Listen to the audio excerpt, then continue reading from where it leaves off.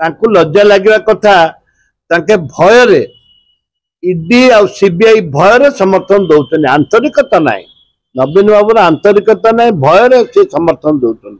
BJD कौन permission दब न करो से अलग कथा किंतु कौन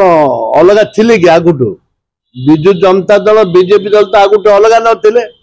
9 वर्ष मिसिक शासन करथिले केंद्र रे जते 10 वर्ष काल 10-15 वर्ष होला केंद्र रे जो बिल आछि बीजेडी समर्थन देछि जते बळे पार्लियामेंट रे डिस्कशन हेछि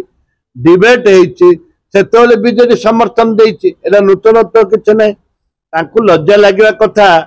तांके भय रे ईडी आ सीबीआई भय समर्थन दौरान आंतरिकता ना नवीन बाबू आंतरिकता ना भय से समर्थन दौरान भय मौसुमी अधिवेशन आम तो सरकार को निवेदन करुचु जदि तुम मौसुमी अधिवेशन डाकबे आम निजे डाकबू आम निजे डाकबू अधिवेशन आम डाकबू जदि सरकार डाकबे मौसुमी अधिवेशन डाकबे मौसुमी सरला अधिवेशन डाकबे आठ निंदनीय घटना कौन अच्छी गणतंत्र हत्या कर गणतंत्र को हत्या कर भयभीत